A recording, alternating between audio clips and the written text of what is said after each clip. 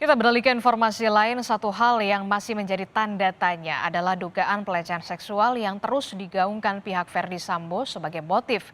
Namun ART Susi dan juga Kuat Ma'ruf yang saat itu berada di lokasi kejadian rumah Magelang kompak menyatakan tidak tahu dugaan pelecehan.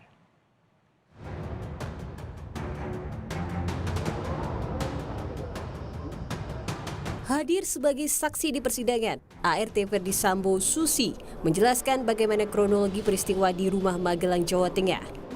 Alih-alih ingin mengungkap motif pembunuhan Yosua, saksi Susi malah tak tahu apa yang sebenarnya terjadi pada majikannya Putri Chandrawati. Padahal peristiwa di Magelanglah yang menjadi pemicu menurut eksepsi Verdi Sambo atas perbuatannya. Untuk di Magelang sendiri ada tidak tindakan pelecehan itu terhadap Ibu PC? Kalau tidak ya tidak tahu ya tidak tahu. Kalau saya tidak tahu. Tidak tahu ya? Tidak tahu. Berarti saudara tidak tahu apakah ada pelecehan atau tidak ya? Tidak tahu. Oke.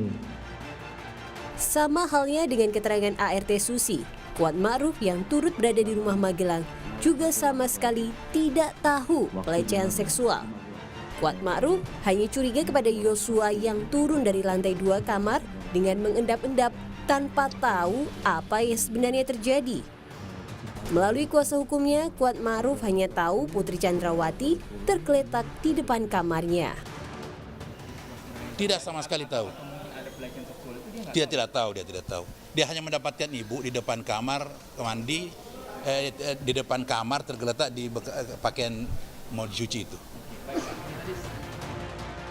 Meski menjadi saksi kunci peristiwa di Magelang, Susi dan Kuat kompak menjawab tidak tahu dugaan pelecehan seksual terhadap Putri Chandrawati.